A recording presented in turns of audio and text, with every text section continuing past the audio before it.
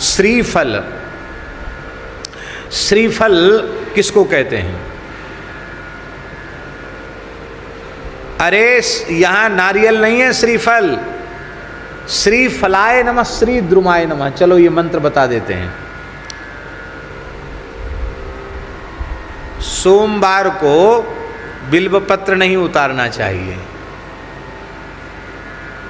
पूर्णिमा और अमावस्या को भी बिल्वपत्र नहीं उतारना चाहिए, और सोमवार को बिल्वपत्र नहीं उतारना चाहिए। और बिल्वपत्र के निकट जब जावे तो बिल्वपत्र को जूता चप्पल पहनकर बिल्वपत्र का स्पर्श नहीं करना चाहिए, और बिना स्नान के बिल्व वृक्ष का स्पर्श नहीं करना चाहिए।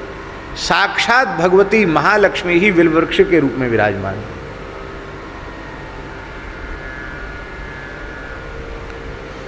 बिल्व वृक्ष के रूप में साक्षात भगवती महालक्ष्मी विराजमान है।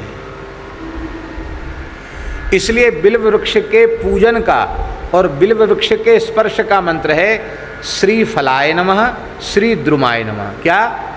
श्री फलाय नमः, श्री द्रुमाय नमः, ऐसा कह करके प्रणाम करके तब बिल्वपत्र उतारना चाहिए। श्री फलाय नमः, श्री द्रुमाय नमः। ये श्री ही द्रुम के रूप में, वृक्ष के रूप में है। चलो कथा सुनाई देते हैं। ये श्रीफल बिल्व के रूप में लक्ष्मी जी कैसे हुई? श्री सूक्त में भी तो आता है ना, श्री सूक्त में भी आता है ना बिल्व का। क्या आता है?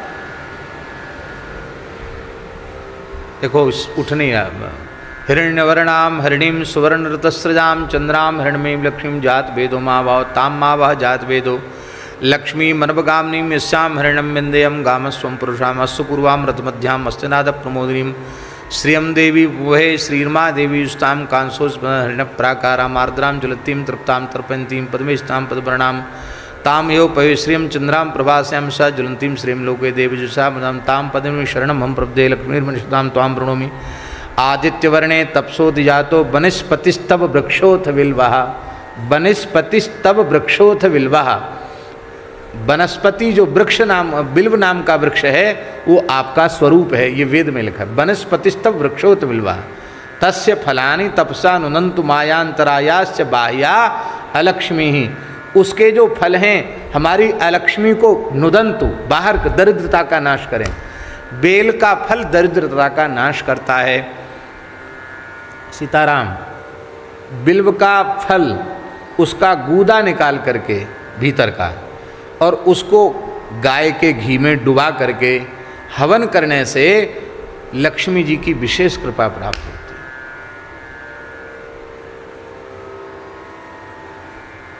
रसराज जी को उपाय मिल गए, पर हवन करें तब ना। तो ये विशेष, और उतना भी न हो तो लिखा है बिल्व का पत्र, क्योंकि बिल्व फल हमेशा होता नहीं, तो बिल्व पत्र को भी घी में डुबा करके आहुति देने से लक्ष्मी जी की प्रसन्नता प्राप्त होती है। वनस्पतिस्तव वृक्षोथ विल्वः। एक समय भगवती जगदम्बा पराम्बा जगत जननी श्री महालक्ष्मी जी ने भगवान नारायण से पूछा, प्रभु आप सदा सर्वदा मुझे प्राप्त बने रहें, मेरा आपसे कभी वियोग न हो, और आपके चरणों में प्रति क्षण हमारी प्रीति बढ़ती ही चली जाए, अनुराग आपके चरणों में बढ़ता चला जाए, ऐसा कोई साधन हमें बताइए। भगवान हंसने लगे, बोले इसके लिए तो तुमको तपस्या करनी पड़ेगी। किसकी तपस्या करें? बोले हमारे चरणों में अनुराग तो भगवान शिव ही प्रदान करते हैं, ये ठेका उन्हीं के पास है। शंकर भजन बिना नर भगति न पावे मोर। तो तुम शिव जी की उपासना करो, मेरे चरणों में प्रेम की प्राप्ति के लिए, अखंड सौभाग्य के लिए। तो लक्ष्मी जी उपासना करने लगी। उपासना करते करते करते वैसे तो वो चाहती तो कैलाश में जाके दर्शन कर लेती, और वो दर्शन अलग है, पर तपस्या करके उपासना करके प्रसन्न करना और भगवान शिव का प्रकट होकर दर्शन देना वो एक अलग बात हुई।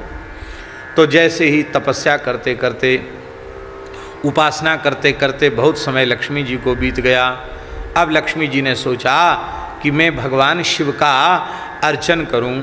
तो अर्चन तो रोज करती ही थी। एक दिन लक्ष्मी जी के मन में हुआ कि मैं 1000 कमल पुष्पों से भगवान शिव का अर्चन करूं, कमल पुष्प से सहस्रार्चन करूं। अब उन्होंने अर्चन आरंभ कर दिया।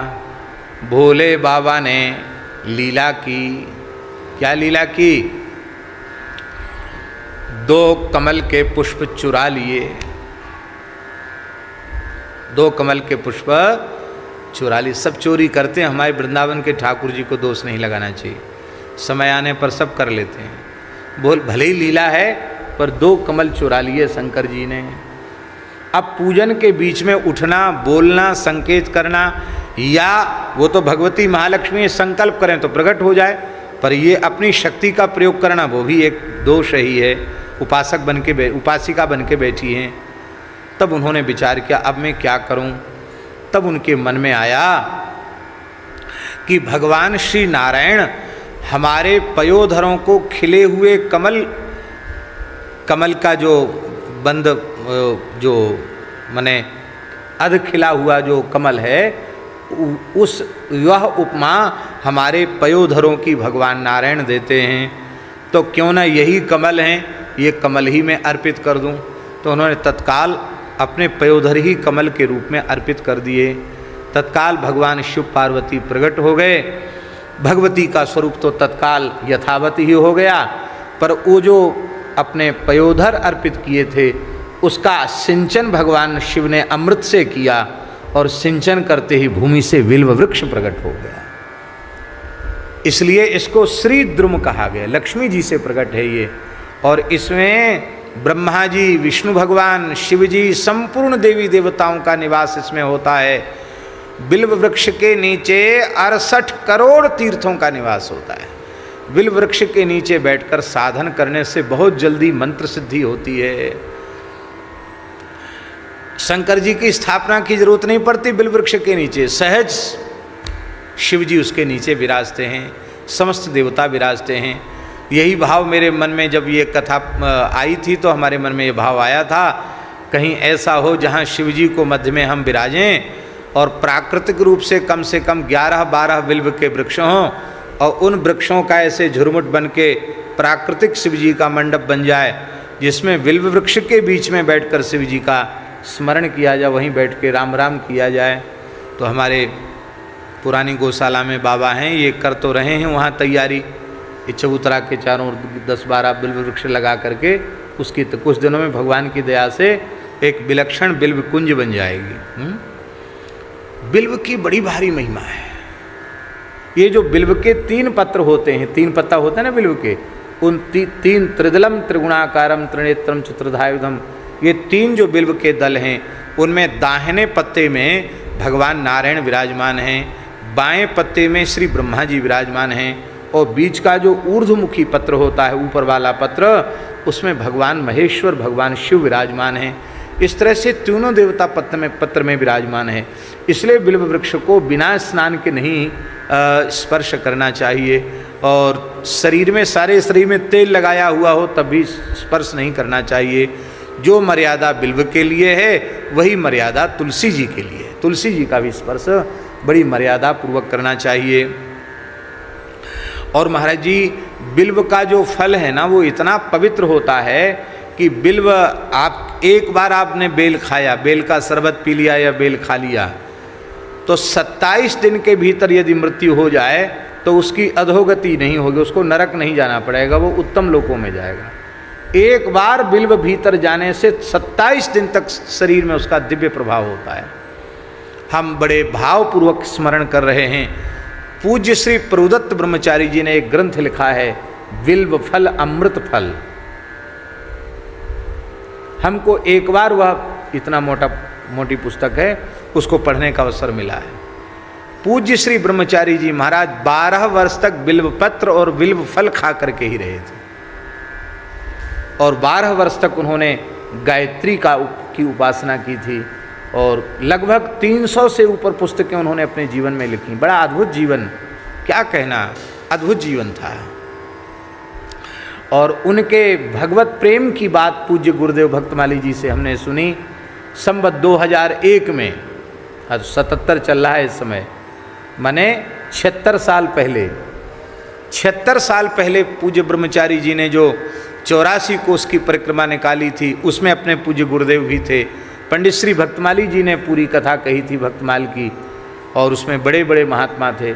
तो महाराज जी कहते थे कि जब कीर्तन होने लग जाता था, श्री कृष्ण गोविंद हरे मुरारे हे नाथ नारायण वासुदेव, तो ब्रह्मचारी जी की विशाल जटाएं थीं और वो नाचने लग जाते। ऐसे लगता था मानो साक्षात शिवजी ही कीर्तन के मध्य नाच रहे हों। घंटों रुदन और घंटों मूर्छा हो जाती थी। तो महाराज जी बताते थे कि सब महात्मा नाचते थे ब्रह्मचारी जी के नाचने को, सब नृत्य करते थे। तो और कहते ब्रह्मचारी जी जहाँ कहीं बढ़िया रज देखते वहीं कबड्डी खेलने लग जाते, कबड्डी कबड्डी कबड्डी कबड्डी, खूब हंसाते भी, जैसे कोई छोटा बच्चा खेले ऐसे खेलते थे पूज्य ब्रह्मचारी जी। तो उन्होंने लिखा है विल्व फल अमृत फल, विल्व की इतनी महिमा है।